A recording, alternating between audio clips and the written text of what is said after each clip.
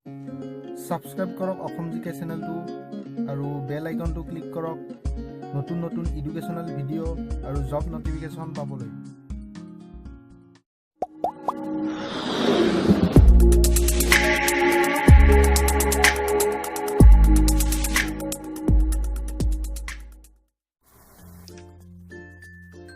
Hello friends, welcome to Assam GK. আজি আমি এটা অতি ইম্পৰ্টেণ্ট টপিক আলোচনা কৰিম। এইটো হৈছে গাইজ প্ৰফিট এণ্ড লছ, লাভ আৰু লোকচান। যিকোনো কম্পিটিটিভ এক্সামত প্ৰফিট এণ্ড লছৰ কুৱেশ্যন থাকে আৰু গাইজ আহি থকা এক্সামত প্ৰফিট এণ্ড লছৰ ওপৰত কিছুমান কুৱেশ্যন আহিবই। অসম পুলিচৰ এক্সামত প্ৰফিট এণ্ড লছৰ কুৱেশ্যন থাকে আৰু গাইজ আসাম ছেক্ৰেটেৰিয়েটৰ এক্সাম আহি আছে আৰু গাইজ যিকোনো ধৰণৰ কম্পিটিটিভ এক্সামত প্ৰফিট এণ্ড লছৰ কুৱেশ্যন থাকেই। চ' গাইজ আজি প্ৰফিট এণ্ড লছ কেনেদৰে সমাধান কৰিব পাৰি অতি সহজ উপায় আৰু কেনেদৰে আপোনালোকে একদম ভালদৰে এটা ভাল কনচেপ্ট লৈ আপোনালোকে প্ৰফিট এণ্ড লছ চল্ভ কৰিব তাৰে ওপৰত এইটো ভিডিঅ'। আহকচোন গাইজ আমি প্ৰফিট এণ্ড লছৰ ওপৰত পাৰ্ট বাই পাৰ্ট আৰু বেলেগ বেলেগ ভিডিঅ' আপলোড কৰিম।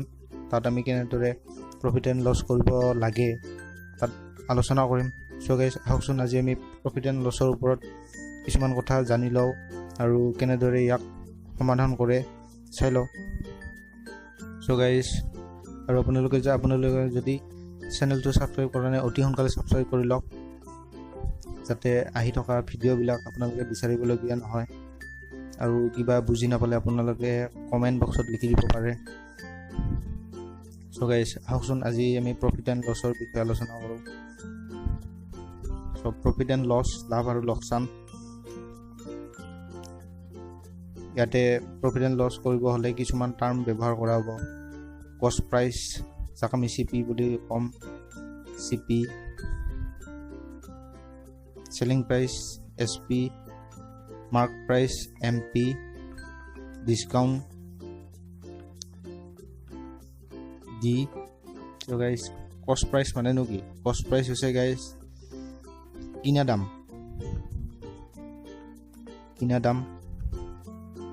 Cost price is the price at which goods are or have been bought by a merchant or retailer. Cost price কিনা দাম হৈছে গাইজ সহজ ভাষাত যদি আমি বস্তু এটা দোকানৰ পৰা কিনো সেইটোৱে হৈছে কষ্ট প্ৰাইচ। যদি আমি কিবা এটা বস্তু 100 টকাত কিনি আনো সেইটো হৈছে কষ্ট প্ৰাইচ। কিনা দামটোৱে হৈছে কষ্ট প্ৰাইচ, কিনা দাম। সহজ ভাষাত আমি যিকোনো বস্তু কিনোতে যিটো পইচা দিওঁ, যিটো দামত কিনি আনো সেইটোৱে হৈছে গাইজ কষ্ট প্ৰাইচ, কিনা দাম।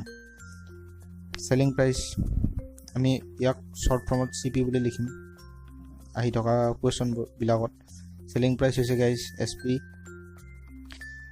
Selling price is the amount you actually pay for the thing when you purchase. Selling price বেচা দাম। Selling price is the amount you actually pay for the thing when you purchase. Selling price হৈছে guys যদি আমি কোনো এটা বস্তু 100 টকাত কিনি আনো আৰু গাইজ সেইটো যদি আমি 120 টকাত বিক্ৰী কৰি দিওঁ এইটো হৈছে গাইজ কিনা দাম। 100 টকাত কিনি আনিছোঁ এইটো হৈছে কিনা দাম আৰু সেইটো যদি আমি 120 টকাত বিক্ৰী কৰি দিওঁ সেইটো হৈছে চেলিং প্ৰাইচ। আৰু 120 টকাত বিক্ৰী কৰি দিলে আমাৰ 20 টকা লাভ হ'ব আৰু এইটো হৈছে চেলিং প্ৰাইচ। আৰু 100 টকাত কিনি আনি আমি যদি 80 টকাত বিক্ৰী কৰি দিওঁ তেতিয়াহ'লে 20 টকা আমাৰ লোকচান হ'ব guys.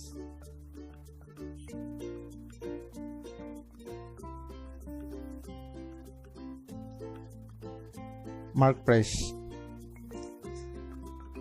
price is the general price of the thing without any discount. Mark price is the general price of the thing without any discount. Mark price হৈছে এটা জেনেৰেল প্ৰাইচ। যদি আমি কোনো এটা বস্তু 100 টকাত কিনি আনো সেইটো হৈছে কষ্ট প্ৰাইচ, আৰু যদি সেইটো আমি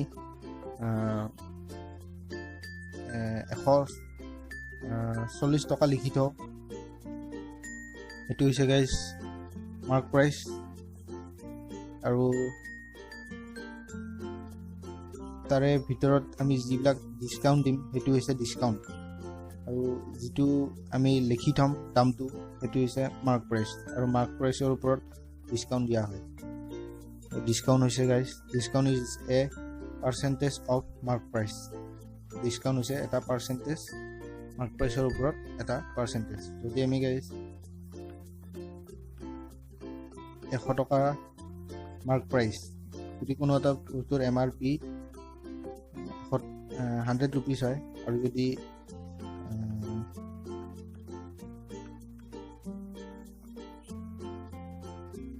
20% আমি ডিছকাউণ্ট দিওঁ তেতিয়াহ'লে ইয়াৰ ডিছকাউণ্ট প্ৰাইচটো হ'ব গাইজ 80 ৰুপিজ। চ' এইটো হৈছে আমাৰ MRP মাৰ্ক প্ৰাইচৰ ওপৰত ডিছকাউণ্ট, এইটো হৈছে ডিছকাউণ্ট। আমি বুজি পালোঁ কষ্ট প্ৰাইচ কিনা দাম, চেলিং প্ৰাইচ বেচা দাম, মাৰ্ক প্ৰাইচ যিটো আমি বস্তুৰ দাম লগাই থ'ম, মানে 100 টকাৰ বস্তু এটা যদি আমি 140 টকা লিখি থওঁ, লিখা দাম এইটো মাৰ্ক প্ৰাইচটো হৈছে লিখা দাম। আৰু ডিছকাউণ্ট প্ৰাইচ, ডিছকাউণ্টটো হৈছে মাৰ্ক প্ৰাইচৰ ওপৰত ডিছকাউণ্ট দিয়া হয়। চ' গাইজ ইয়াৰ ওপৰত আৰু আমি কুৱেশ্যন ডিছকাছ কৰিম। চ' গাইজ এতিয়া যদি আমাৰ CP মানে কষ্ট প্ৰাইচ কিনা দাম, MP মাৰ্ক প্ৰাইচ লিখিত মূল্য, SP চেলিং প্ৰাইচ বেচা দাম এনেদৰে দিয়া থাকে 80, 130, 110। CP কষ্ট প্ৰাইচ কিনা দাম যদি 80 টকা দিয়া থাকে, লিখিত মূল্য মাৰ্ক প্ৰাইচ 130 দিয়া থাকে, আৰু চেলিং প্ৰাইচ বেচা দাম 110 টকা দিয়া থাকে, তেতিয়াহ'লে আমি মাৰ্ক প্ৰাইচ কেনেদৰে উলিয়াম? মাৰ্ক প্ৰাইচ লিখিত মাৰ্কআপ আপুনি কিমান মাৰ্কআপ কৰি থোৱা হৈছে সেইটো আমি কেনেদৰে উলিয়াম? দি কষ্ট প্ৰাইচ 80 টকা দিয়া থাকে কিনা দাম, আৰু লিখিত মূল্য যদি 130 টকা দিয়া থাকে আমি, আৰু বেচা দাম দিয়া থাকে যদি 110 টকা, তেতিয়াহ'লে মাৰ্কআপ প্ৰাইচ আমি কেনেদৰে উলিয়াম? মাৰ্কআপ প্ৰাইচটো উলিয়াব পাৰিম আমি মাৰ্ক প্ৰাইচ মাইনাছ CP। এইটো হৈছে গাইজ কিনা দাম দিয়ক, লিখিত মূল্য মাইনাছ কিনা দাম। মাৰ্কআপ প্ৰাইচটো হ'ব গাইজ যদি বস্তু এটাৰ দাম আমি কিনা দাম 80 টকা হয়, আৰু যদি আমি সেইটো MRP লিখি থৈ দিছোঁ 130 টকা, তেতিয়াহ'লে ইয়াৰ ওপৰত মাৰ্কআপ প্ৰাইচটো হ'ব markup price 130 minus 80 equal 50. So guys, our markup price to hobo 50 rupees. And guys,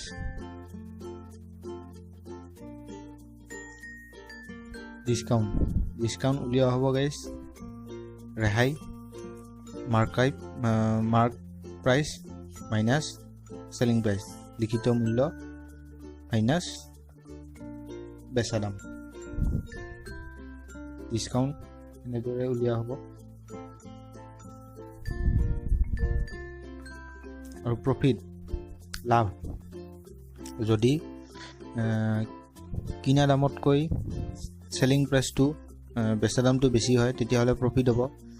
কিনা দামতকৈ যদি বেচা দাম বেছি হয় তেতিয়াহ'লে প্ৰফিট হ'ব। আৰু যদি কিনা দামতকৈ বেচা দাম কম হয় তেতিয়াহ'লে লোকচান হ'ব। আকচোন আমি চাওঁ প্ৰফিট কেনেদৰে হ'ব। যদি কোনো এটা বস্তুৰ সেলিং প্ৰাইচ বেচা দাম আমাৰ 110 টকা হয় আৰু যদি কষ্ট প্ৰাইচটো হয় 80 টকা তেতিয়াহ'লে আমাৰ 30 টকা লাভ হ'ব। খুবেই সাধাৰণ কথা গাইজ। যদি আমি কোনো এটা বস্তু 80 টকাত কিনি আনি 110 টকাত বিক্ৰী কৰোঁ তেতিয়াহ'লে আমাৰ লাভ হ'ব 30 টকা। চ' আমি প্ৰফিট লাভ কেনেদৰে উলিয়াম? চেলিং প্ৰাইচ মাইনাছ কষ্ট প্ৰাইচ, এইটো হৈছে আমাৰ লাভ। আৰু লোকচান হ'ব গাইজ যিটো কিনা দামতকৈ যদি চেলিং প্ৰাইচটো কম হয় তেতিয়াহ'লে আমাৰ লোকচান হ'ব। যদি গাইজ আমি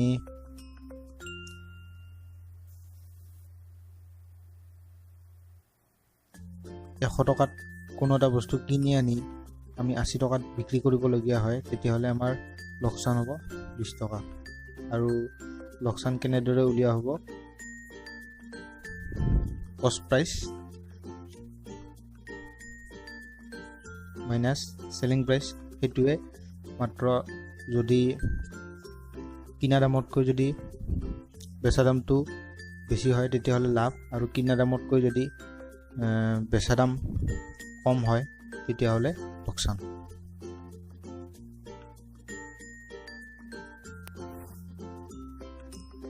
আৰু গাইজ কিছুমান জানিবলগীয়া কথা, যদি গাইজ আমাক এনেদৰে লিখা থাকে 10% প্ৰফিট বা 10% লাভ, তেতিয়াহ'লে আমি এনেদৰে ভাঙি ল'ম। আৰু গাইজ আমি যিকোনো বস্তুক 100 বেছ মানি কৰিম। 100 বেছ মানি 100% 10% প্ৰফিট বুলি ক'লে আমি ল'ম গাইজ 100 টকাৰ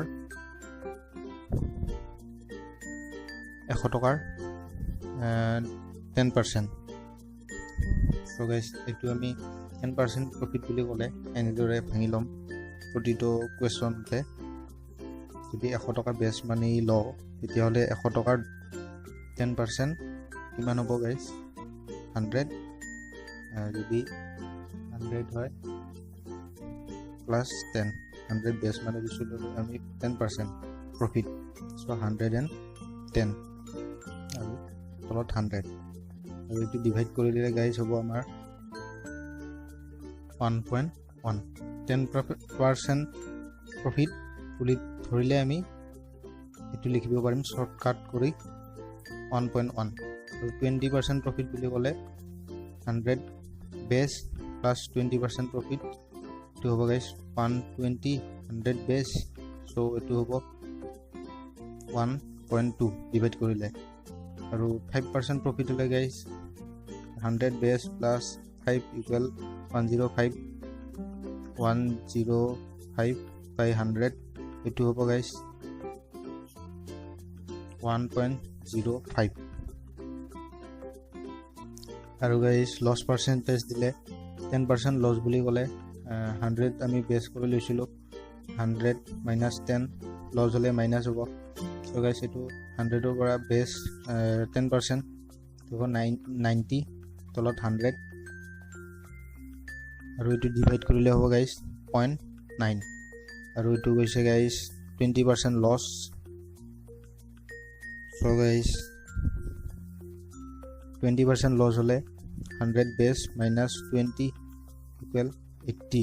চ' এইটো হ'ব গাইজ 80 বাই 100, এইটো হ'ব 0.8। আমি এনেদৰে পিছৰ কুৱেশ্যনবিলাকত এপ্লাই কৰিম ইয়াক এনেদৰে। এইটো এটা বেলেগ কনচেপ্ট আৰু আহকচোন আৰু বেলেগ আমি কনচেপ্ট ডিছকাছ কৰোঁ। আৰু যদি গাইজ আমাক যদি চেলিং প্ৰাইচ দিয়া থাকে আৰু প্ৰফিট নাইবা লছ দিয়া থাকে তেতিয়াহ'লে আমি চেলিং প্ৰাইচ উলিয়াব পাৰিম। যদি কষ্ট প্ৰাইচ কিনা দাম দিয়া থাকে আৰু লাভ পাৰ্চেণ্টেজ আৰু লছ পাৰ্চেণ্টেজ দিয়া থাকে তেতিয়াহ'লে আমি চেলিং প্ৰাইচ উলিয়াব পাৰিম। আৰু যদি চেলিং প্ৰাইচ দিয়া থাকে আৰু প্ৰফিট পাৰ্চেণ্টেজ নাইবা লছ পাৰ্চেণ্টেজ তেতিয়া দিয়া থাকে তেতিয়াও আমি কষ্ট প্ৰাইচ উলিয়াব পাৰিম। যদি চেলিং প্ৰাইচ দিয়া থাকে আৰু প্ৰফিট অৰ লছ পাৰ্চেণ্টেজ দিয়া থাকে আৰু যদি আমাক চেলিং প্ৰাইচ উলিয়াব দিয়ে তেতিয়াহ'লে আমি ফৰৱাৰ্ড কেলকুলেশ্যন কৰিম আৰু যদি চেলিং প্ৰাইচ দিয়া থাকে আৰু যদি তাৰ লগত প্ৰফিট পাৰ্চেণ্ট আৰু লছ পাৰ্চেণ্টেজ দিয়া থাকে তেতিয়া আমি যদি আমাক কষ্ট প্ৰাইচ উলিয়াব দিয়ে তেতিয়াহ'লে আমি বেকৱাৰ্ড কেলকুলেশ্যন কৰিম। চ' গাইজ আমি চব লজিকত আৰু কনচেপ্ট মিলি প্ৰফিট এণ্ড লছৰ কুৱেশ্যনবিলাক ডিছকাছ কৰিম।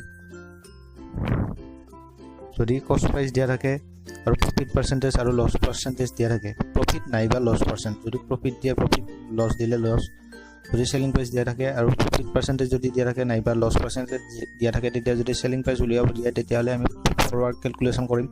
আৰু যদি চেলিং প্ৰাইচ দিয়া থাকে আৰু যদি তাৰ লগত প্ৰফিট পাৰ্চেণ্টেজ নাইবা লছ পাৰ্চেণ্টেজ দিয়া থাকে আৰু যদি চেলিং প্ৰাইচ উলিয়াব দিয়ে তেতিয়া আমি বেকৱাৰ্ড কেলকুলেশ্যন কৰিম।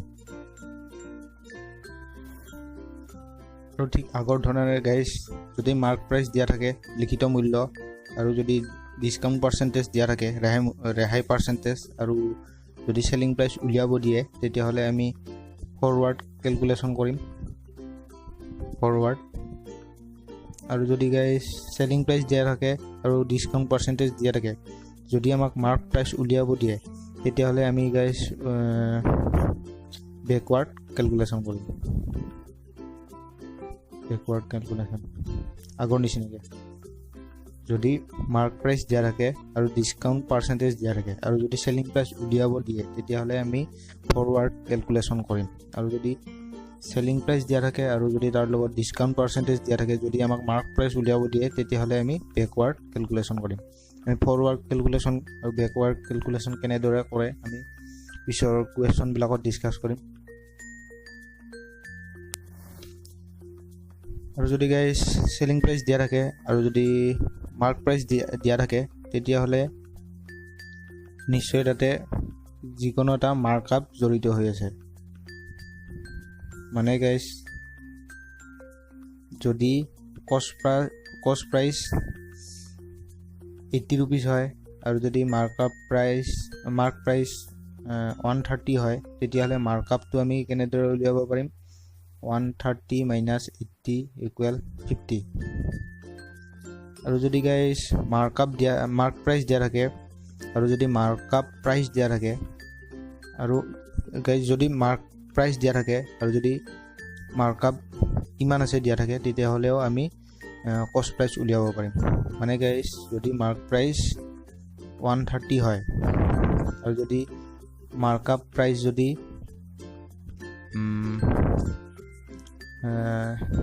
50 rupees দিয়া থাকে তেতিয়াহ'লে আমি কষ্ট প্ৰাইচ কেনেদৰে উলিয়াম?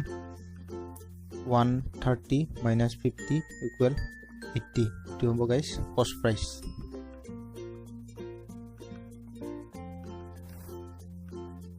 চ' গাইজ আমি এইবাৰ শিকিম ফৰৱাৰ্ড কেলকুলেশ্যন কেনেদৰে কৰে। চ' গাইজ যদি ফৰৱাৰ্ড কেলকুলেশ্যন কৰোঁতে আমি মাল্টিপ্লাই কৰিম চবৰে লগত। ফৰৱাৰ্ড কেলকুলেশ্যন মানে আমি মাল্টিপ্লাই কৰিম, পূৰণ কৰিম।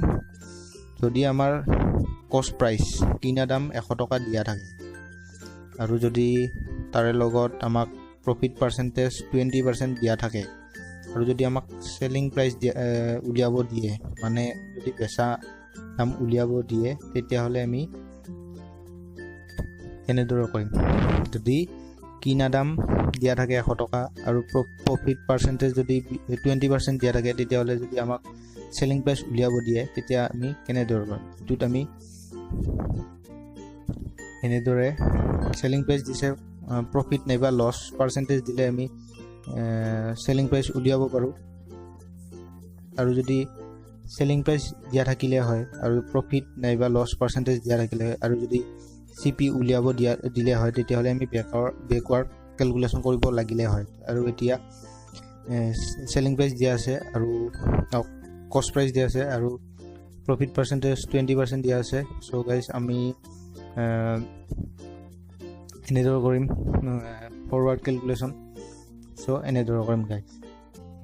চেলিং প্ৰাইচ উলিয়াব লাগিলে আমি কষ্ট প্ৰাইচ দিয়া আছে 100 এনেদৰে লিখি ল'ম, মাল্টিপ্লাই 20% মানে 100ৰ, এইটো আমি কৰি লৈছিলোঁ এনেদৰে।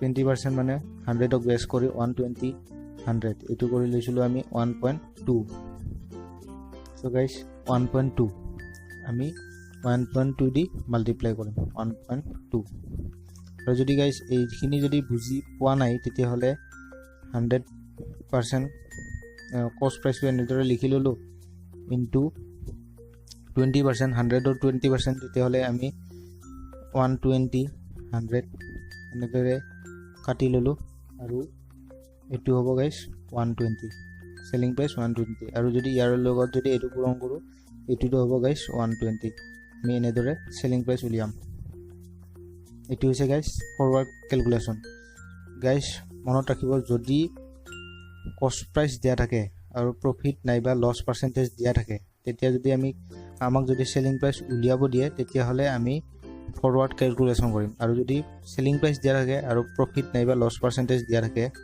আৰু যদি কষ্ট প্ৰাইচ উলিয়াব দিয়ে তেতিয়াহ'লে আমি বেকৱাৰ্ড কেলকুলেশ্যন কৰিম আহকচোন এইবাৰ আমি বেকৱাৰ্ড কেলকুলেশ্যন কেনেদৰে কৰে সেইটো জানো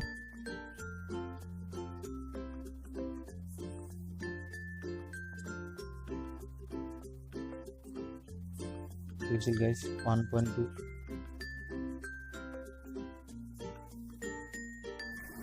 so guys এবাৰ আমি কৰিম ব্যাকওয়াৰ্ড ক্যালকুলেশন guys যদি আমাক কস্ট প্ৰাইস দিয়া থাকে আৰু লস নাইবা প্ৰফিট পাৰ্সেন্টেজ দিয়া থাকে আৰু যদি সৰি guys যদি আমাক সেলিং প্ৰাইস দিয়া থাকে আৰু যদি লস নাইবা প্ৰফিট পাৰ্সেন্টেজ 25% দিয়া থাকে আৰু যদি কস্ট প্ৰাইচ উলিয়াব দিয়ে তেতিয়াহ'লে আমি কেনেদৰে কৰিম ইয়াতে দিয়া আছে গাইজ চেলিং প্ৰাইচ 100 rupees আৰু লছ পাৰ্চেণ্টেজ দিয়া আছে 25% এতিয়া আমাক উলিয়াব দিছে কস্ট প্ৰাইচ আগত দিয়া আছিল গাইজ চেলিং প্ৰাইচ কস্ট প্ৰাইচ 100 rupees প্ৰফিট নাইবা লছ পাৰ্চেণ্টেজ দিয়া থাকিব আৰু চেলিং প্ৰাইচ উলিয়াব দিলে তেতিয়াহ'লে আমি ফৰৱাৰ্ড কেলকুলেশ্যন কৰিম আৰু এতিয়া দিছে আমাক চেলিং প্ৰাইচ আৰু লছ পাৰ্চেণ্টেজ দিছে আৰু কষ্ট প্ৰাইচ উলিয়াব দিছে সেইকাৰণে গাইজ আমি বেকৱাৰ্ড কেলকুলেশ্যন কৰিম আৰু বেকৱাৰ্ড কেলকুলেশ্যনত আমি সদায় ডিভাইড কৰিম চ' গাইজ আহকচোন আমি কষ্ট প্ৰাইচ কেনেদৰে উলিয়াম চাওঁ কষ্ট প্ৰাইচ হ'ব গাইজ চেলিং প্ৰাইচ দিয়া আছে 100 rupees 100 rupees আৰু ডিভাইড কৰিম যেহেতু সেলিং প্ৰাইচক ডিভাইড কৰিম আমি 25% বুলি ক'লে 100ক বেছ কৰি যদি 25%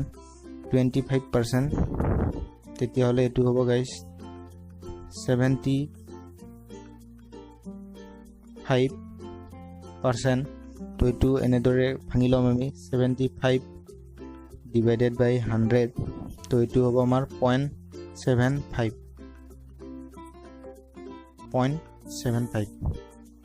তো গাইজ এইটো আমি তলত লিখি ল'লোঁ 0.75 আমি ডিভাইড কৰিম গাইজ আৰু এইটো কটাকটি কৰিলে দশমিক উঠাই দিলোঁ 2 শূন্য ওপৰত আহি গ'ল তো এইটো 25 দি কাটিলে 100ক 4 times আৰু 0 আৰু 25 দি 75ক 3 times so এইটো হ'ব গাইজ 400/3 এইটো এপ্ৰক্সিমেট ভেলু হ'ব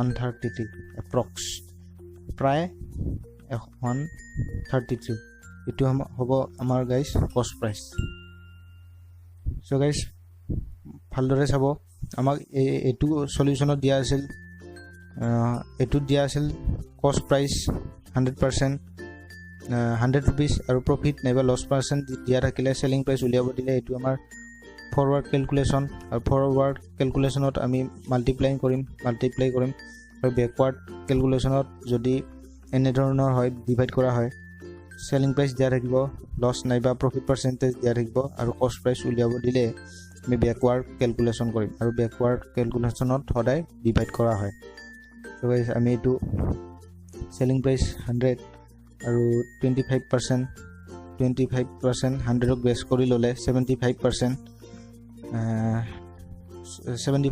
25% লছ বুলি কৈছে চ' 100ক বেছ কৰি 25 মাইনাছ হ'ব চ' 75% চ' 75% বুলি ক'লে 75/100 আমি এইটো ভাঙি লৈছোঁ চ' 0.75 আৰু কষ্ট প্ৰাইচ হ'ব এনেদৰে 100.75 আৰু দশমিক উঠাই দিছোঁ ওপৰত 2টা শূন্য আহি গ'ল আৰু কটাকটি কৰিছোঁ 25 যদি 4 times 100ক 0 আৰু 3 times 400/3 ইকুৱেল 133 কষ্ট প্ৰাইচ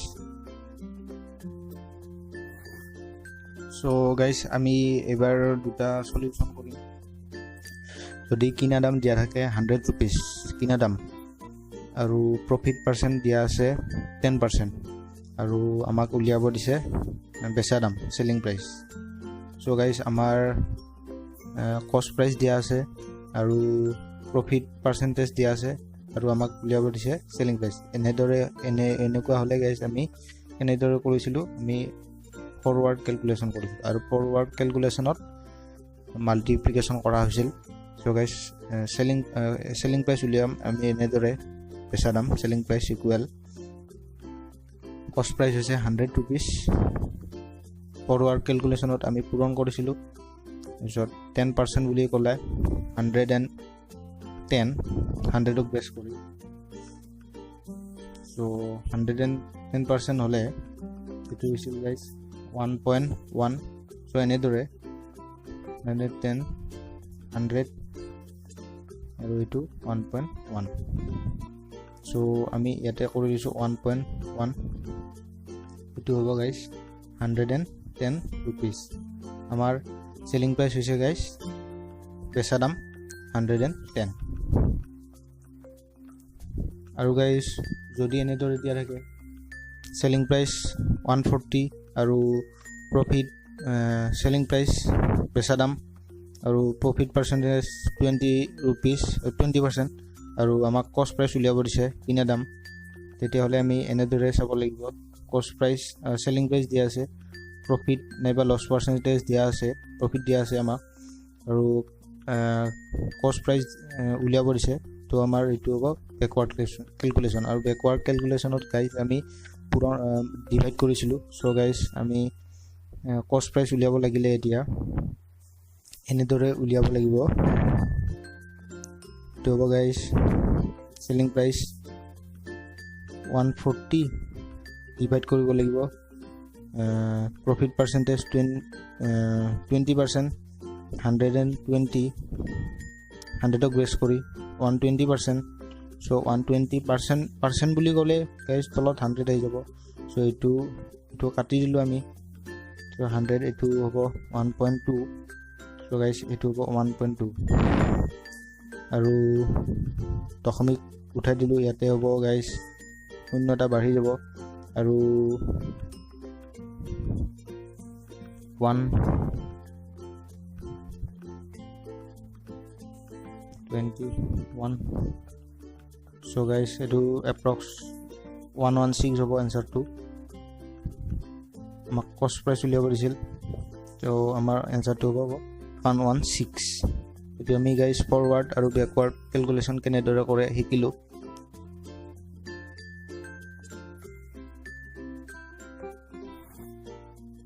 গাইজ আৰু দুটামান কুৱেশ্যন ডিছকাছ কৰোঁ আমি কষ্ট প্ৰাইচ দিয়া আছে 100 rupees লছ এইবাৰ আগত প্ৰফিট পাৰ্চেণ্টেজ দিয়া আছিল এইবাৰ লছ পাৰ্চেণ্টেজ দিয়া হৈছে একেই গাইজ আৰু এইবাৰ আমাক চেলিং প্ৰাইচ উলিয়াব দিছে তো গাইজ চেলিং প্ৰাইচ দিয়া আছে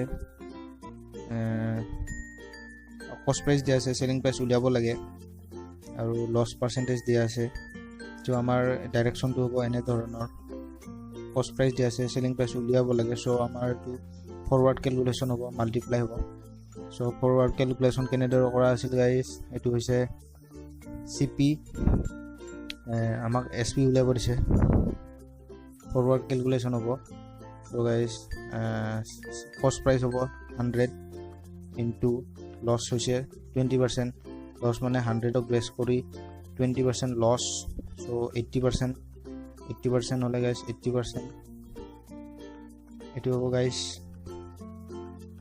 0.8 গাইজ 0.8 চ' এইটো মাল্টিপ্লাই কৰিলে হ'ব 80 rupees চ' নেক্সট কুৱেশ্যনটো গাইজ কষ্ট প্ৰাইচ উলিয়াব দিছে লছ পাৰ্চেণ্টেজ দিয়া আছে আৰু চেলিং প্ৰাইচ দিয়া আছে আমাৰ কষ্ট প্ৰাইচ উলিয়াব দিছে লছ পাৰ্চেণ্টেজ দিয়া আছে আৰু চেলিং প্ৰাইচ দিয়া আছে চ' এইটো ডাইৰেকশ্যন হ'ব গাইজ বেকৱাৰ্ড চ' আমি বেকৱাৰ্ড ডাইৰেকশ্যন ফ'ল' কৰিব লাগিব বেকৱাৰ্ডত হৈছিল গাইজ ডিভাইড চ' কষ্ট প্ৰাইচ উলিয়াব দিছে গাইজ চেলিং প্ৰাইচ হ'ব 100 rupees আৰু বেকৱাৰ্ডত আমি ডিভাইড কৰিছিলোঁ এইটো 25% হ'লে গাইজ 100ক বেছ কৰি -25% to 75% 100 equal 0.75 হ'ব গাইজ 0.75 দশমিক উঠাই দিলোঁ শূন্য দুটা হৈ গ'ল দুঘৰ আছে চ' এইটো হ'ব আমাৰ 25 যেতি 100 400 আৰু 25 যেতি 3 চ' এইটো এনচাৰ হ'ব এপ্ৰক্স 133 এনচাৰ হ'ব আমাৰ কষ্ট প্ৰাইচ চ' গাইজ আমি ফৰৱাৰ্ড আৰু বেকৱাৰ্ড কেলকুলেশ্যন কেনেদৰে কৰি আজি আমি এই ভিডিঅ'টো শিকিলোঁ